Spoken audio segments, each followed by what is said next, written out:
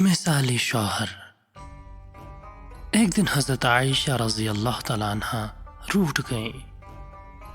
کسی گھریلوی اور نجی بات پر شوہر سے اختلاف ہو گیا، جذبات ذرا تلخ ہو گئے۔ خدا کے رسول صلی اللہ علیہ وآلہ وسلم صبر و تحمل سے کام لیتے رہے، لیکن حضرت عائشہ کی آواز ذرا بلند ہو گئی۔ حضور صلی اللہ علیہ وآلہ وسلم مسکرا کر بات سمجھاتے رہے، لیکن حضرت عائشہ اسی طرح زور زور سے بولتی رہی۔ اتفاق دیکھیے کہ اسی وقت حضرت عائشہ رضی اللہ تعالیٰ عنہ کے والد حضرت ابو بکر آ گئے۔ میاں بیوی میں اختلاف دیکھ کر قدرتی طور پر بہت غمزدہ ہوئے۔ ایک طرف خدا کے رسول ہیں جن کی خوشنودی خدا کی خوشنودی ہے، اور دوسری طرف اپنی جگر گوشہ عائشہ ہیں۔ باپ کے سامنے بھی حضرت عائشہ کی آواز اسی طرح اونچی رہی۔ ابو بکر برداشت نہ کر سکے۔ ہائے، تم خدا کے رسول سے یہ منہ زوری کر رہی ہو؟ تمہاری جرت اب اتنی بڑھ گئی؟ غصے میں اٹھے اور ہاتھ اٹھا کر مارنا ہی چاہتے تھے کہ درمیان میں فخر کائنات صلی اللہ علیہ وآلہ وسلم آ گئے۔ حضرت عائشہ سہم کر بیٹھ گئے اور حضرت ابو بکر غصے میں باہر چلے گئے۔ خدا کے رسول صلی اللہ علیہ وآلہ وسلم کب برداشت کر سکتے تھے کہ ان کی عائشہ کے نازک دل کو ٹھیس لگے اور وہ ذرا دیر کے لیے بھی مزمحل ہو۔ آپ صلی اللہ علیہ وآلہ وسلم حضرت عائشہ کے قریب گئے اور پیار بھرے انداز میں کہا، کہو عائشہ، کیسا بجایا؟ عائشہ رضی اللہ تعالیٰ عنہ مسکرا پڑی اور رسول خدا صلی اللہ علیہ وآلہ وسلم سے لپٹ گئیں۔ یا رسول اللہ، مجھے معاف کر دیجیے، مجھے نہ جانے کیا ہو گیا تھا، خدا معاف کرے۔ اور رسول خدا صلی اللہ علیہ وآلہ وسلم کے چہرے پر خوشی کی لہر دوڑ گئی۔ کچھ دنوں کے بعد ابو بکر صدیق رضی اللہ تعالیٰ عنہ پھر بیٹی سے ملنے آئے تو دیکھا کہ مثالی شوہر اور معیاری بیوی کے گھریلوی حالات میں مثالی خوشگواری ہے۔ کیوں نہ ہوتی؟ امت کے لیے یہی تو نمونے کا گھرانہ ہے۔ حضرت ابو بکر صدیق رضی اللہ تعالیٰ عنہ پیار و محبت کی یہ فضا دیکھ کر بہت ہی مسرور ہوئے اور خدا کے رسول صلی اللہ علیہ وآلہ وسلم سے فرمایا، یا رسول اللہ، ایک دن میں آپ دونوں کی لڑائی میں شریک ہوا تھا، اس صلح و پیار میں بھی مجھے شریک فرمائیے۔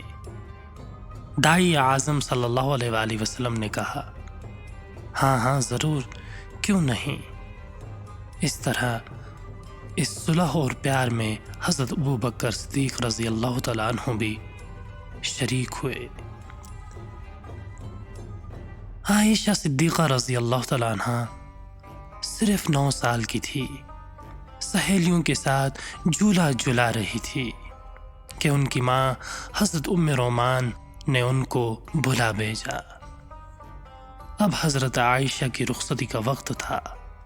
دن چڑھے خدا کے رسول صلی اللہ علیہ وآلہ وسلم بھی پہنچ گئے اور عائشہ صدیقہ رضی اللہ تعالیٰ عنہ ایک نوعمر لڑکی رخصت ہو کر کاشانہ نبوت میں آ گئی۔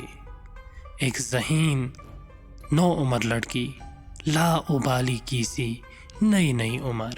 کس قدر فرق تھا دونوں کے مزاج میں، معیار فکر اور دلچسپیوں میں، مگر مثالی شوہر نے جس طرح ایک نوعمر لڑکے کے نازک جذبات اور احساسات کا خیال رکھا، جس طرح ناز و انداز برداشت کیے اور اپنی مثالی زندگی سے رہتی زندگی تک خوشگوار ازدواجی زندگی کے لیے جو نمونہ چھوڑا، وہ خدا کے رسول صلی اللہ علیہ وآلہ وسلم ہی کا حق تھا۔ عید کا دن تھا۔ حرم نبوی کے قریب ہی کچھ حبشیوں نے اپنے سپاہیانہ کرتب دکھانے شروع کر دیے تھے۔ عائشہ صدیقہ. معلوم ہوا ایک کمسن لڑکی کس طرح مطالبہ نہ کرتی کہ میں بھی دیکھوں گی. سرور کونین صلی اللہ علیہ وآلہ وسلم اپنی آڑ میں عائشہ صدیقہ رضی اللہ لے کر دروازے میں کھڑے ہو گئے اور امت کی ماں دوش مبارک پر ٹھڈی رکھ کر حبشیوں کا تماشا دیکھنے لگی. دیر تک دیکھتی رہی. رسول خدا صلی اللہ علیہ وآلہ وسلم نے پوچھا، عائشہ کیا ابھی بھی جی نہیں بھرا؟ نہیں ابھی نہیں، عائشہ نے بے تکلف سے جواب دیا. اور خدا کے حبیب صلی اللہ علیہ وآلہ وسلم غیر معمولی ذمہ داریوں کے باوجود اپنی عائشہ کو اسی طرح کھڑے یہ تماشا دکھاتے رہے، یہاں تک کہ خود ام المؤمنین ہی تھک کر ہٹ گئی. کبھی ایسا بھی ہوتا کہ نئی دلہن کے پاس کم سن بچیاں کھیلنے کے لیے جمع ہو جاتی، گڑیوں کا کھیل ہوتا رہتا. ایک دن خدا کے رسول صلی اللہ علیہ وآلہ وسلم آئے. لڑکیاں گڑیوں سے کھیل رہی تھیں. گڑیوں میں ایک گھوڑا بھی تھا جس کے دائیں بائیں 2 پر لگے تھے. عائشہ یہ کیا ہے؟ خدا کے رسول صلی اللہ علیہ وآلہ وسلم نے پوچھا. یہ تو گھوڑا ہے، عائشہ صدیقہ نے جواب دیا. گھوڑے کے پر تو نہیں ہوتے نا؟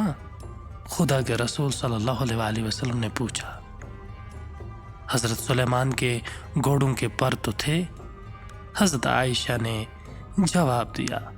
اور خدا کے رسول صلی اللہ علیہ وآلہ وسلم اس بے ساختہ جواب پر بے اختیار مسکرا دیے.